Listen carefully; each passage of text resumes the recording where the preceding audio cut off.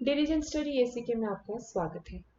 आज मैं अपनी वीडियो का पार्ट टू लेके आ रही हूँ। महाजनपद की हमने फर्स्ट वीडियो में बात की है और मैंने उसे कल ही अपलोड किया है। तो जिन्होंने मेरी पार्ट वन नहीं देखी तो प्लीज अगर चैप्टर वन के बाद अगर आप चैप्टर टू कर रहे हैं तो मैंने पार्ट वन में उसकी पूरी कनेक्टिविटी बताई हुई है कि कैसे हड़प्पन सिविलाइजेशन से हम पीरियड ऑफ महाजनपद पे आए हैं, उनके बीच में क्या डेवलपमेंट्स हुई है। बिकॉज उनको जाने बगैर आप आगे के कंसेप्ट्स को नहीं जान पाएंगे, आराम से नहीं समझ पाएंगे। ठीक है, तो कल तो हमने बात की थी कि मगध क्यों राइज किया, क्या क्या फैक्टर्स थे, क्या क्या इसके साथ, मतलब इसकी जो कैपिटल थी, पहले राजगीर थी, उसके बाद पाटलिपुत्र थी। तो इन दोनों में क्या क्या ऐसी खास बातें थी जिसकी वजह से मगध को भेदना बड़ा मुश्किल हुआ। ठीक है, हर महाजनपद की कैपिटल थी, मैंने आपको बताया था राजगीर। पांचों तरफ से हर तरफ से पांच तरह की पहाड़ियों से घिरा हुआ था। उसको उसको मतलब उस वहां पे रीच करना दुश्मनों के लिए बड़ा मुश्किल था। अगर आप पाटलिपुत्र जब इन्होंने कैपिटल चेंज की तो उसकी बात करें तो वो चारों तरफ से पानी से घिरा हुआ था, तो वो इसको तो इनफैक्ट उस टाइम पे जल दुर्ग भी कहते थे। उसको भेदना भी बड़ा मुश्किल था जो अपोनेंट्स के लिए। तो मगध एक बहुत ही स्ट्रॉन्ग महाजनपद था। और बाकी फैक्टर्स के अलावा इसके जो अपने रूलर्स थे वो बहुत बहुत ज्यादा इसमें इम्पोर्टेंट रोल प्ले करते हैं, जिन्होंने मगध को एक महाजनपद से बहुत ही पहले जनपद, फिर उसके बाद महाजनपद, और उसके भी आगे अल्टीमेटली एक ऐसा इसको राज बनाया जिसमें आगे पीछे के काफी सारे एरियाज अंडर आए। और अल्टीमेटली इसके रूलर्स को ही ये क्रेडिट जाता है कि मौर्यन डिनेस्टी को ये आप कह सकते हैं कि आप एक क्रेडिट दे सकते हैं, श्रेय दे सकते हैं, जिसने मगध के ही वो रूलर थे जिन्होंने लगभग पूरे इंडिया को एक रूलर के अंडर, एक एम्पायर के रूप में, एक पहला एम्पायर जो इंडिया का है वो बना। ठीक है, तो वो मौर्यन रूलर्स जो थे वो मगध के ही थे। तो मगध के रूलर्स का भी बहुत कंट्रीब्यूशन रहा है। तो अभी हम फैक्टर्स तो हम डिस्कस ऑलरेडी कर चुके हैं, अब हम रूलर्स के बारे में बात करेंगे कि रूलर्स, उनकी पॉलिसीज एक्सेट्रा क्या थी जिन्होंने मगध की ग्रोथ, उसकी डेवलपमेंट में अपना योगदान दिया। तो पहली जो डिनेस्टी जिसको हम कहेंगे, जो जिसकी वजह से मगध प्रोमिनेंस में आया, मगध थोड़ा राइज करने लगा, वो थी हयंक डिनेस्टी। और इसके दो इम्पोर्टेंट रूलर हैं, बिम्बिसार और उनके बेटे अजातशत्रु। कल मैंने आपसे एक डिस्कशन में कहा था कि जब ब्राह्मणों ने अपने गृह सूत्र, धर्म सूत्र लिखे थे इस टाइम पीरियड में, तो उन्होंने मेंशन किया था कि राजा को जो रूल करने वाला है वो हमेशा क्षत्रिय वर्ण का ही होना चाहिए। ऐसा ऐसा डेफिनेटली पास्ट में वहां पे था, मतलब माना जाता था। लेकिन कई जगह मैंने आपको ये भी बोला था कि मौर्यन रूलर्स जो थे, आप मगध में ही देखेंगे कुछ डिनेस्टीज ऐसी होंगी जहाँ पे जो नॉन क्षत्रिय रूलर्स आपको देखने को मिलेंगे। फॉर एग्जाम्पल शुंग और कण्व डिनेस्टी को देख लीजिए। ठीक है, ये शुंग और कण्व डिनेस्टी है, ये ब्राह्मण क्लास को बिलोंग करती है, ये ब्राह्मण थे। ठीक है, मौर्य डिनेस्टी जो है ये नॉन क्षत्रिय थी। ठीक है, जो नंद डिनेस्टी है ये पहली नॉन क्षत्रिय डिनेस्टी कही जाती है हिस्ट्री में। और अगर हम बात करें बिंबिसार और अजातशत्रु की, तो कुछ सोर्सेस की कमी के वजह से अभी तक इस पर्टिकुलर फैक्टर पे क्लैरिटी नहीं हो पा रही है कि इनको क्षत्रिय क्लास में डालें या नॉन क्षत्रिय क्लास में डालें। ठीक है, जो कुछ सोर्सेज हैं वो सीधा सीधा ये इंडिकेट करते हैं कि भाई बिंबिसार के जो पिताजी थे वो एक आम चीफटेन थे। ठीक है, और बिंबिसार को उन्होंने 15 साल की उम्र में ही अपना सक्सेसर घोषित कर दिया था, या आप कह लीजिए उनको एक तरीके से जिम्मेदारियां दे दी थी। और बिंबिसार एक बहुत ही पीस लविंग, नॉर्मली अगर आप देखें तो peace loving as compared to Ajatashatru जो कि उनके बेटे थे। अजातशत्रु की बड़ी एग्रेसिव और थोड़ी सी एक्सपेंशन वाली पॉलिसीज थी कि कंकर करो और एरिया अपने अंडर लो, और राज्य किसी भी आसपास के एरिया में जाके आप अटैक करो और उस टेरिटरी को अपने कंट्रोल में ले लो। बिंबिसार की इतनी एग्रेसिव पॉलिसीज नहीं थी, रादर पॉलिसीज उनकी कुछ ऐसी थी जैसे कॉन्क्वेस्ट उन्होंने भी किए हैं, ऐसी बात नहीं है, लेकिन अजात शत्रु के कंपैरिजन में इतने एग्रेसिव उनकी पॉलिसीज नहीं थी। बिम्बिसार ने कुछ मैट्रिमोनियल अलायंसेस किए थे जिसकी वजह से कुछ एरियाज ऑटोमेटिकली बड़े आराम से मगध के कंट्रोल में आ गए थे। फॉर एग्जाम्पल मैट्रिमोनियल अलायंसेस क्या होते हैं कि जैसे आप किसी राजकुमारी के साथ किसी दूसरे राज्य की राजकुमारी के साथ आपकी शादी हो जाती है, ठीक है, तो उस राज्य की जो राजकुमारी है उसके पिता का जो राज्य है वो ऑटोमेटिकली आपके राज्य में राज्य का एक पार्ट हो जाता है, या वहां या उसके पिता अपने राज्य का कुछ हिस्सा आपको दे देते हैं। अब एक एग्जाम्पल इसमें ये है कि बिंबिसार ने शादी की थी एक कौशल नरेश प्रसेनजित की बहन से, और उनको दहेज में काशी, जो कि बहुत ही इम्पोर्टेंट उस टाइम पे था, वो उनको दहेज में बिंबिसार को मिला था। तो इस तरीके से काशी उनकी टेरिटरी में ऐड हुआ। इस तरीके से और भी काफी सारी जो उनके मैट्रिमोनियल अलायंसेस थे, काफी काफी एरियाज उनके टेरिटरी में ऐड हुए। अजात शत्रु की एक्सपेंशनिस्ट पॉलिसीज थी, उन्होंने कंकर किया और एरिया को अपने कंट्रोल में लिया। लेकिन एक महाजनपद ऐसा था जो कि अजात शत्रु को भी मतलब जिसने अजात शत्रु को कांटे की, आप कह सकते हैं, टक्कर दी, मगध को कांटे की टक्कर दी, वो था अवंती। ठीक है, अवंती, अजात शत्रु ने बड़ी कोशिश की अवंती को भी अपने कंट्रोल में लेने की, लेकिन अवंती उनके कंट्रोल में नहीं आ पाया। हालांकि वो बहुत ही काबिल रूलर थे, उसके बावजूद नहीं आ पाया। ठीक है, अवंती किसके रूल में मगध का पार्ट बना? शिशुनाग डिनेस्टी, जिसने जो हरेंग डिनेस्टी के बाद है। अजात शत्रु के बाद बहुत पावरफुल रूलर्स नहीं हो पाए थे। ठीक है, जितने अजात शत्रु थे उस लेवल का कोई आ नहीं पाया था। तो बहुत ही जल्द हम कहते हैं अजात शत्रु के बाद 5 रूलर्स और आए थे, उसके बाद शिशुनाग डिनेस्टी आ गई। तो शिशुनाग डिनेस्टी में अवंती ने की जो एक अचीवमेंट है, उस टाइम पीरियड में अवंती को मगध का पार्ट फाइनली बना लिया गया था। ठीक है, शिशुनाग डिनेस्टी के बाद आती है नंद डिनेस्टी। इसके जो एक इम्पोर्टेंट रूलर है वो महापद्मनंद है। एक और रूलर भी हैं जो बहुत ही, जो लास्ट रूलर थे और जो बहुत ही अनपॉपुलर थे, वो थे धनानंद। ठीक है, अगर आप में से किसी ने चाणक्य सीरियल लास्ट ईयर कहीं देखा हो दूरदर्शन पे, तो उसमें धनानंद का बड़ा जिक्र है। ठीक है, धनानंद एक रूलर थे जिन्होंने लास्ट रूलर जिनको सक्सीड किया था चंद्रगुप्त ने।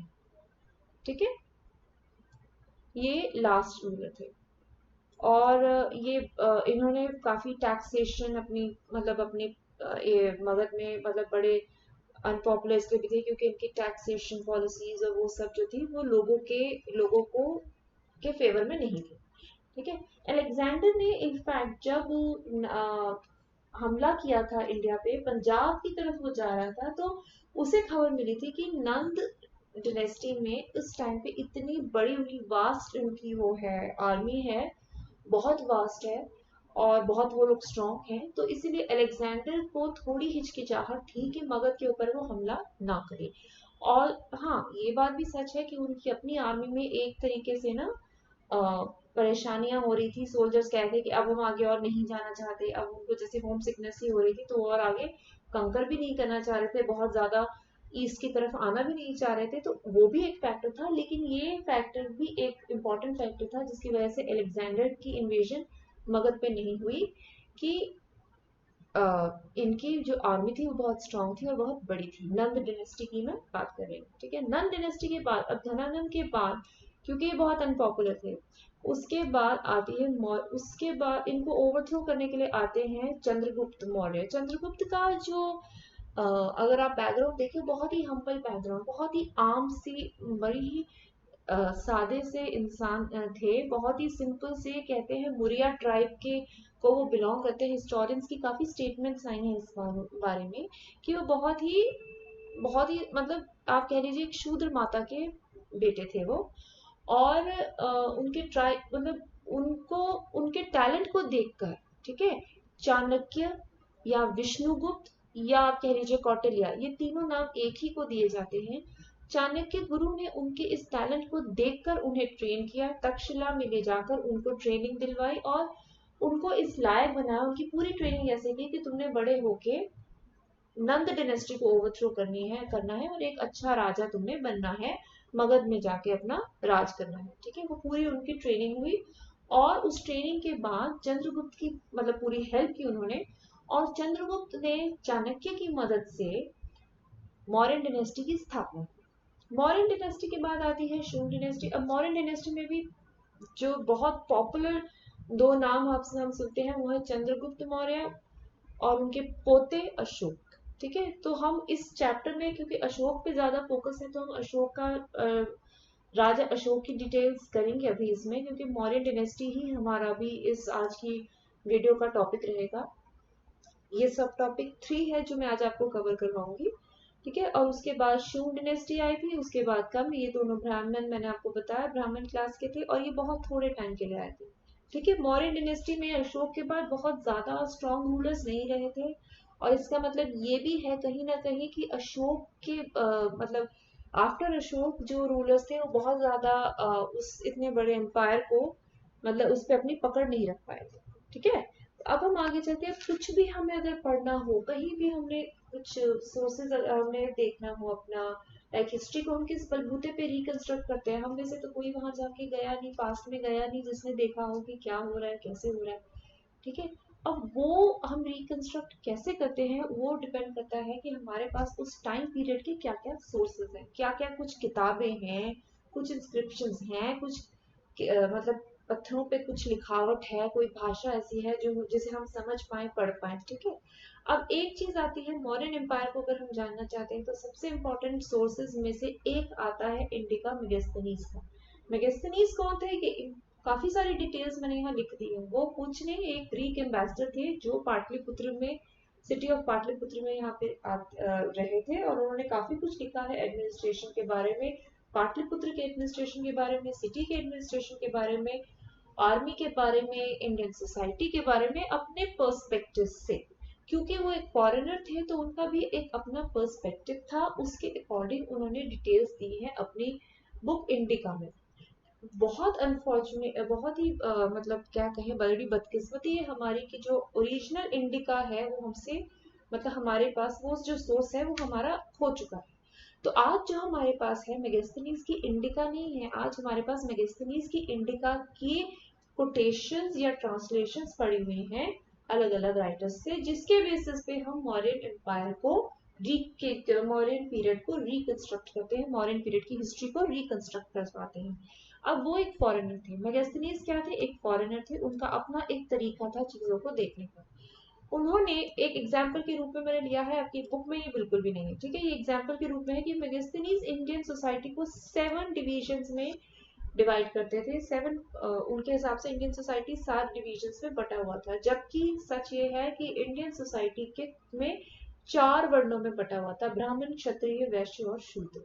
ठीक है, अब कुछ हिस्टोरियंस इस बात को इस तरीके से प्रेजेंट करते हैं कि शायद, हमें नहीं पता वो थे या नहीं थे मेगास्थनीज, पर शायद हो सकता है Megasthenes being a foreigner confused हो गए हो कि ये प्रोफेशन है इंडिया में उस टाइम पे पाटलिपुत्र में जो उन्होंने देखे थे लोगों के, या फिर ये कास्ट हो सकता है, वो प्रोफेशन की बात कर रहे हो और हमें कुछ और कन्वे हुआ हो। तो कुछ ना कुछ गैप थोड़ा सा सोर्सेस को समझने में, सोर्सेस को जानने में रह जाता है। ठीक है, जैसे मैंने आपको अभी एक एग्जांपल बिंबिसार और अजातशत्रु के टाइम के कर दिया था।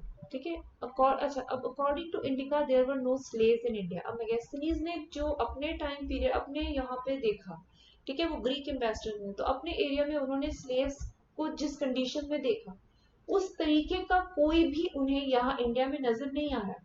ठीक है, जिस तरीके से स्लेव्स को वहां रखा जाता था उसी तरह से स्लेव्स को इंडिया में तो नहीं रखा जाता था, कंडीशंस बहुत फर्क है। तो हिस्टोरियंस कहते हैं कि हो सकता है ऐसा हो कि मेगास्थनीज ने ये स्टेटमेंट जो दिया है there were no slaves in India, वो इस बेसिस पे दी हो कि स्लेव्स की कंडीशन इंडिया में बहुत बेहतर हो उस टाइम पे, क्योंकि मेगास्थनीज को स्लेव्स दिखे ही नहीं। और जबकि अर्थशास्त्र जो कि उस टाइम पे कौटिल्य के द्वारा लिखी गई थी, कौटिल्य कहीं या विष्णुगुप्त या चाणक्य गुरु, तो जो उनके द्वारा लिखी गई थी, कौटिल्य के हाथ ने लिखी थी, उसमें तो पूरी डिटेल्स दी हुई है, पूरे लॉज दिए हुए हैं स्लेवरी के बारे में। ठीक है, तो ये मॉडर्न एम्पायर के इम्पोर्टेंट सोर्सेज में से एक ये है, और क्या किस किस तरीके की इंफॉर्मेशन हमें मिलती है वो मैंने आपको बता दिया। अर्थशास्त्र जो है ये हमें काफी नॉलेज देती है सोसाइटी के बारे में, तो एक चीज वो देती है कि सोसाइटी किस तरह की थी, साथ में वो इकोनॉमी के बारे में भी देती है, ट्रेड किस तरीके की था उसके बारे में भी देती है। इनफैक्ट इतनी डिटेल, माइन्यूट डिटेल्स देती है कि उस टाइम पे कौन से ऑफिसर को कितनी सैलरी मिलती थी, ठीक है, वो भी हमें अर्थशास्त्र ही प्रोवाइड करती है। काफी सारे जो इंफॉर्मेशन है वो अर्थशास्त्र और मैगस्थनीज की इंडिका के सिमिलर हैं, और हम उनको कंपेयर करके कई बार देखते हैं कि उनमें कहाँ कहाँ थोड़ा सा भी डिफरेंस आता है, ठीक है, इन दोनों को कंपेयर किया जाता है। नाउ अब बात ये हो जाती है कि देखो, एक एग्जाम्पल के तौर पे मैंने यहाँ बताया कि अर्थशास्त्र में हमें 27 सुपरिटेंडेंट्स दिखते हैं जो कि कंसर्न थे इकोनॉमिक फंक्शन के। अब मैं आपको यहाँ पे एक एग्जाम्पल देती हूँ। क्या होता है कि अर्थशास्त्र में ऐसे ऐसे सुपर ऑफिसर्स के बारे में बताया जाता है, जैसे फॉर एग्जाम्पल एक ऑफिसर है, ठीक है, अब उसकी ड्यूटी है कि मार्केट में एक कोई कमोडिटी है, कोई चीज है जो बिकनी है। अब उस चीज का प्राइस कितना होगा, उसकी कीमत कितनी होगी, फिर उस चीज की कितनी डिमांड है मार्केट में, कितनी उसकी सप्लाई आ रही है, उसके बीच में बैलेंस बने, वो भी उसी की ड्यूटी है। तो ऐसी छोटी छोटी चीजों पे जो डिस्क्रिप्शन हमें दी जाती है, डिटेल्स है, वो अर्थशास्त्र ही हमें प्रोवाइड करती है, ठीक है। अगला जो सोर्स है वो है बुद्धिस्ट, जैन और पुराण। हाँ, पुराणों में भी बहुत हमें मॉडर्न रूलर्स के बारे में उनके नाम हमें मिलते हैं पौराणिक लिटरेचर में, और इनफैक्ट श्रीलंकन बुद्धिस्ट टेक्स्ट भी हैं जैसे महावंश और दीपवंश, उसमें भी मॉरियंस का रेफरेंस दिया जाता है, ठीक है। और एक इम्पोर्टेंट सोर्स जो है, अच्छा ये हम लोग कर रहे हैं सब टॉपिक 3, और मैंने सब टॉपिक 3 में से जो भी इंफॉर्मेशन थी उसको थोड़ा सा ना कैटेगराइज कर लिया है। तो अब हम सोर्सेज की बात करें तो सोर्सेज में ही इंस्क्रिप्शंस आएगा। इंस्क्रिप्शंस के थ्रू मैं आपको पॉलिसी ऑफ धम्म यहीं पे करवा देती हूँ। पॉलिसी, अच्छा इंस्क्रिप्शंस क्या होती हैं, ये अदर जो किंग की अशोक जो थे, चंद्रगुप्त मौर्य के जो पोते थे अशोक, वो पहले राजा थे जिसने अपने मैसेजेस को डायरेक्ट अपने लोगों तक पहुंचाया, डायरेक्ट अपने ऑफिशियल्स को कोई इंस्ट्रक्शन देनी तो डायरेक्ट जैसे उनको कहा थ्रू मतलब इंस्क्रिप्शंस, मतलब एक स्टोन सरफेस पे, एक चट्टान पे या किसी पिलर पे, मतलब इंस्क्रिप्शंस बनवा दी गई कि ये मैं कहना चाहता हूँ अपने ऑफिसर को या अपने लोगों को, कोई मेरा मैसेज है तो वो ये है, ठीक है। एडिक्ट्स जो थे, एडिक्ट्स का मतलब वैसे अगर आप देखो लिटरल मीनिंग देखो तो ऑफिशियल ऑर्डर है, जो राजा ने कोई एक मतलब अपना ऑर्डर जारी किया हो। तो एडिक्ट्स क्या होते थे, उनको लिखा गया था मोस्टली, मोस्टली कह रही हूँ मैं, ठीक है। अब कौन कौन सी भाषाएं, कौन कौन सी स्क्रिप्ट थी, वो हम इंस्क्रिप्शंस का जब अलग से टॉपिक करेंगे मैं तब करवाऊंगी। मैंने आपको कहा सब टॉपिक 1, 7 और 8 में अलग से कराऊंगी क्योंकि वो इंस्क्रिप्शन से रिलेटेड है। अच्छा, यहाँ पे ये जो एडिक्ट्स थे वो कौन सी भाषा में, प्राकृत भाषा में, मोस्टली प्राकृत भाषा में और ब्राह्मी स्क्रिप्ट में लिखे जाते थे, ठीक है। अब जैसे मेरी ये स्लाइड्स बनी है वो इंग्लिश लैंग्वेज में है और रोमन स्क्रिप्ट में, और लेकिन कई बार क्या होता है, एडिक्ट्स जो थे वो प्राकृत लैंग्वेज और ब्राह्मी स्क्रिप्ट के अलावा खरोष्टी स्क्रिप्ट में भी मिलते हैं। अब ये खरोष्टी स्क्रिप्ट मोस्टली हमें कहाँ मिलती है, नॉर्थ वेस्ट एरिया में, जो इंडिया के जो नॉर्थ वेस्ट रीजन है जहाँ हमें अशोकन इंस्क्रिप्शंस मिलती है, तो वहां पे हमें खरोष्टी स्क्रिप्ट दिखती है, ठीक है, वहां से मिलती है। अब अशोक ने क्या किया था, इन ऑफिशियल ऑर्डर्स के थ्रू ही पॉलिसी ऑफ धम्म, धम्म को, धम्म इज अ पाली वर्ड, ठीक है, पाली लैंग्वेज का वर्ड है। धम्म मत को बेसिकली धर्म का धम्म बनाया है। जो ये पॉलिसी ऑफ धर्म है, अशोक ने धर्म को क्या समझा, क्योंकि कलिंग वॉर के बाद, ठीक है, एक वॉर हुई थी कलिंग पे, और अशोक उसके बाद थोड़े डिस्टर्ब हुए थे क्योंकि काफी उसमें ना वायलेंस हुआ था, कलिंग वॉर में काफी वायलेंस हुआ था।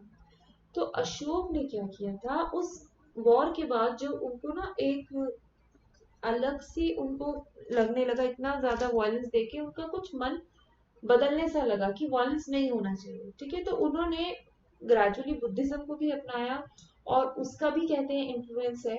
पॉलिसी और धर्म जो थी अशोक की, वो जो धर्म को अपने हिसाब से जो देखते थे, जो उन्होंने अपने हिसाब से समझा धर्म को, वो उन्होंने उन आइडियाज को अपने लोगों तक पहुंचाने की कोशिश की।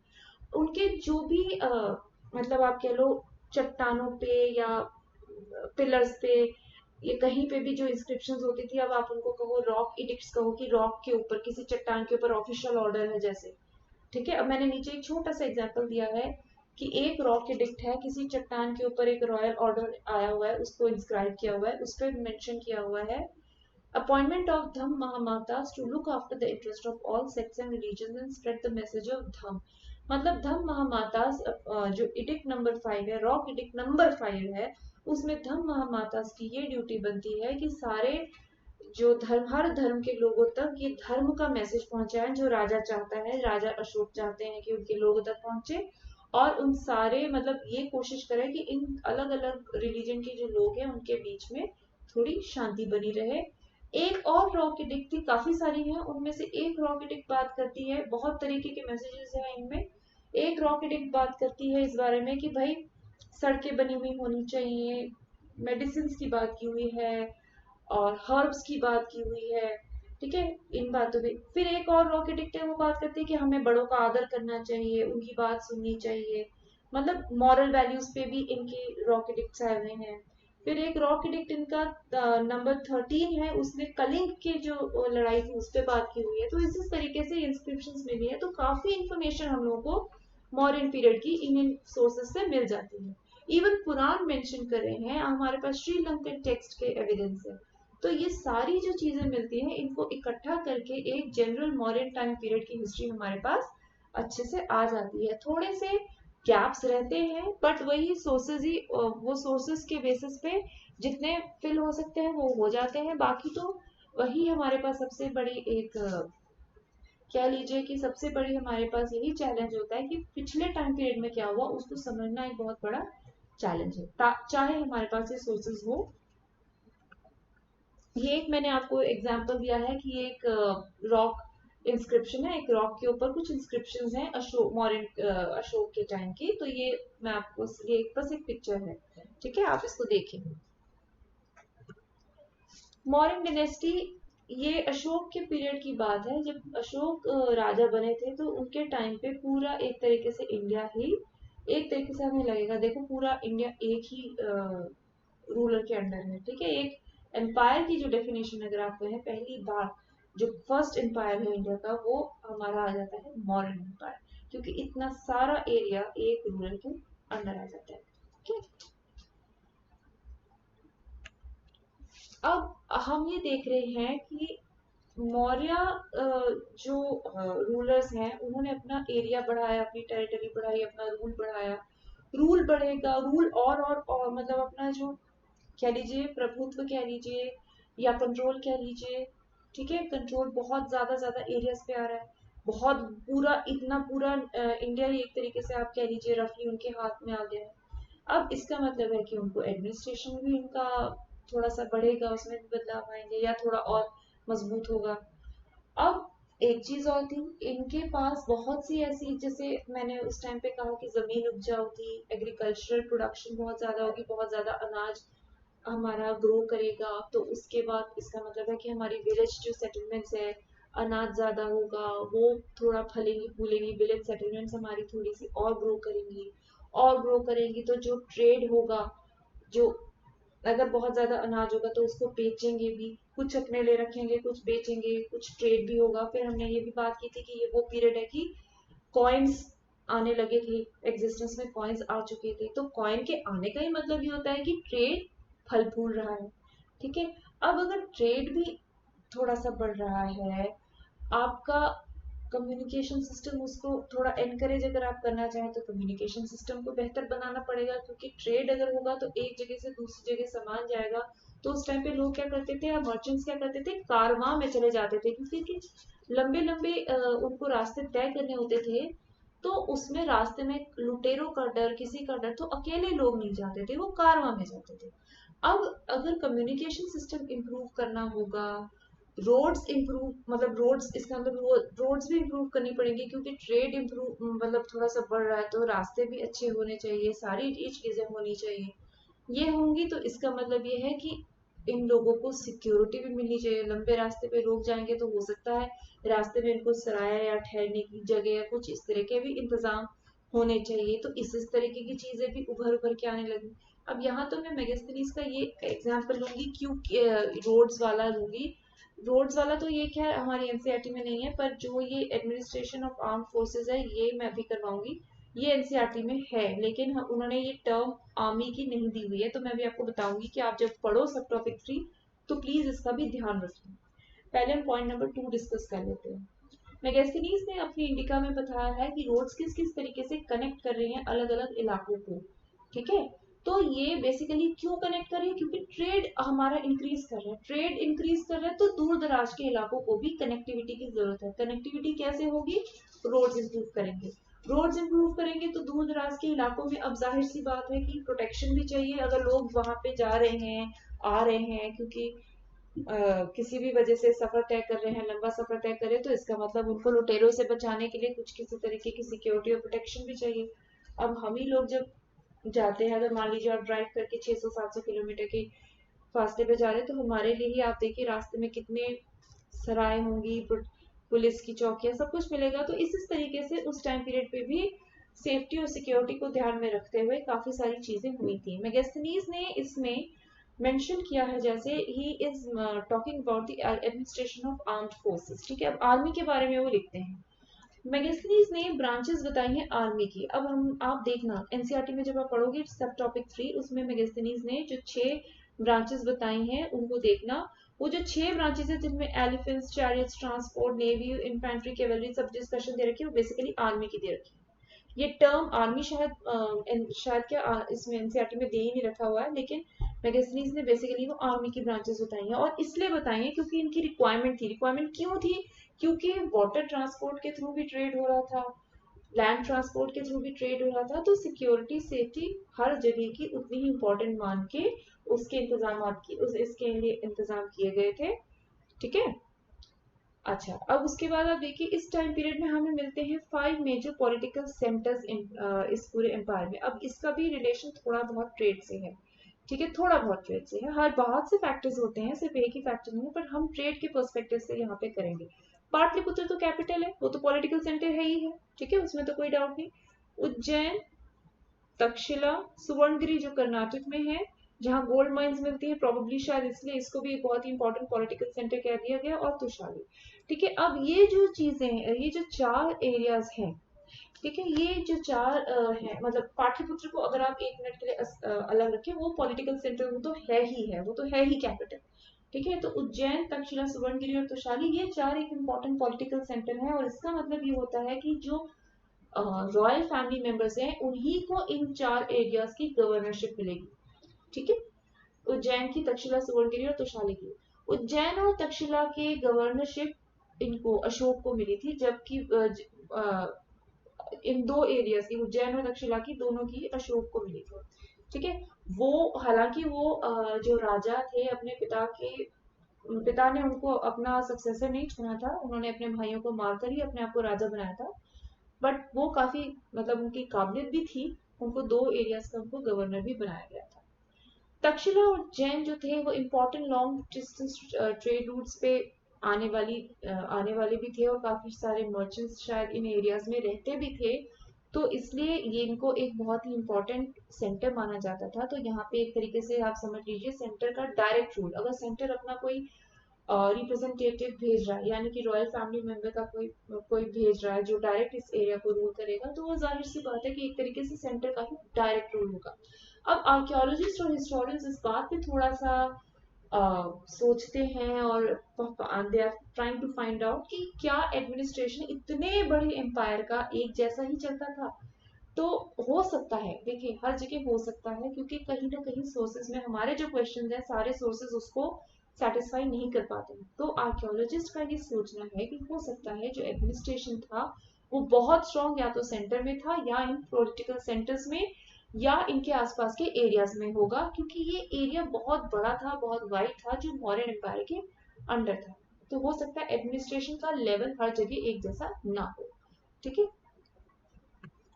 अब पोस्ट मौर्य, अब मौर्य मैंने आपको कहा अशोक के बाद बहुत ज्यादा स्ट्रॉन्ग रूलर्स नहीं आए। ठीक है, इनफैक्ट पुराण भी मेंशन करते हैं कि जो बाद के मौर्य रूलर्स थे उनका रूल ना बहुत छोटा सा था, वो बहुत स्ट्रॉन्ग नहीं थे, वो अपना वो जो इतना आप कह लीजिए इतनी एक्सपेंशन हुई, इतना बड़ा रूल था, उसको ना सस्टेन उनको मेंटेन नहीं कर पाए उस पर अपना कंट्रोल। जो एम्पायर था वो बहुत जल्दी ही वीक हो गया, और मतलब टूटने सा लगा। और जब कोई, और ये तो पॉलिटिकल हिस्ट्री आप कहीं की भी देख लो, अगर कोई एक राजा वीक होता है, जो स्ट्रांग होता है वो उस पर कंट्रोल करने की कोशिश करता है। अब हम यहाँ देख रहे हैं बैक्ट्रियन वीक्स, पहले तो इस टर्म से घबराइएगा मत। बैक्ट्रिया एक जगह है जो अफगानिस्तान में है। अफगानिस्तान में बेसिकली बाल्ख रीजन जो है उसको बैक्ट्रिया कहते हैं। तो वो ग्रीक्स जो अलेक्जेंडर के टाइम पे वहां पे सेटल हो गए थे उनको हमने कहा बैक्ट्रियन ग्रीक्स। अब ये टर्म मैं यहाँ इसलिए इंट्रोड्यूस कर रही हूँ क्योंकि अगली वीडियो में जिसमें हम फोर्थ या फिफ्थ और सिक्स का टॉपिक करेंगे उसमें मोस्ट प्रोबेबली ये टर्म्स हम लोगों को करनी होंगी। तो इसलिए आप अपने प्लीज ये कंसेप्ट ना लर्न कर लीजिएगा। लर्न क्या आसानी होगी आपको समझने में कि बाल्ख डिस्ट्रिक्ट है अफगानिस्तान में। बैक्ट्रियन ग्रीक्स वो ग्रीक्स थे जो जो बैक्ट्रिया में सेटल हो गए थे अलेक्जेंडर के टाइम से। जब अलेक्जेंडर ने इन्वेजन की थी उस दौरान हो गए थे और वो वापस नहीं गए थे। और बैक्ट्रिया उस जगह को कहा जाता है जो कि अफगानिस्तान का बाल्ख प्रोविंस है। उन्होंने आगे पीछे कुछ छोटे मोटे एरिया पे अपना थोड़ा सा करके एक्सपैंड थोड़ा बहुत रूल किया होगा, लेकिन जब देखा कि मॉरियन रूलर्स थोड़ा सा वीक हो रहे तो वहां पे उन्होंने they try to invade that area. ठीक है, वहां पे इन्वेजन उन्होंने की। मौर्य डायनेस्टी के खत्म होने के बाद एक राजा एक डायनेस्टी आई, शुंग डायनेस्टी। ठीक है, कौन सी dynasty? Shunga dynasty. Shunga dynasty क्या थी? जो लास्ट मौर्य रूलर थे बृहद्रथ उसको मानकर उसके अपने ही जो मिलिट्री कमांडर है उसने शुंग डायनेस्टी एस्टैब्लिश की। शुंग के बाद कौन सी है? कन्व डायनेस्टी। बहुत ज्यादा इनकी कोई खास अचीवमेंट्स है नहीं, वो हमें वैसे भी इस चैप्टर में डिस्कस करनी नहीं थी। सिर्फ कनेक्टिविटी की वजह से मैंने आपको बताया कि ये दो डायनेस्टीज थी। ठीक है, अब जब ये खत्म होती है तो सेकेंड सेंचुरी बीसी में हम देखते हैं, सेकेंड सेंचुरी बीसी के ही आसपास की ये बात है। ठीक है, बहुत एग्जैक्ट यही टाइम था, एग्जैक्ट तभी कनक डिनेस्टी खत्म हुई थी ऐसा नहीं है, इसके आसपास की बात है ये। सेकेंड सेंचुरी बीसी में हम देखेंगे कि नए नए जो है चीफडम्स और किंगडम्स जो है अलग अलग सब कॉन्टिनेंट के अलग अलग पार्ट्स में उभर उभर के आ रहे हैं। वो कौन से हैं? मोस्टली हम सातवाहन कुशांस के बारे में पढ़ेंगे। ठीक है, सातवाहन और कुशांस के बारे में पढ़ेंगे। तो ये जो और गुप्ता की बिगिनिंग भी हम थोड़ी बहुत सब टॉपिक 4 में पढ़ेंगे। तो वो मैं अगले लेक्चर में कवर करूंगी। होप आपको ये सारे जो कंसेप्ट हैं क्लियर हो गए हों जो मैंने अभी तक करवाए हैं। आई होप मैं आपको समझा पा रही हूँ। तो आगे तक बने रहने का बहुत बहुत धन्यवाद। मैं पोस्ट मॉडर्न पीरियड लेके बहुत जल्द नेक्स्ट वीडियो के साथ सब टॉपिक 4 कवर करूंगी। आगे तक बने रहने के लिए बहुत बहुत धन्यवाद।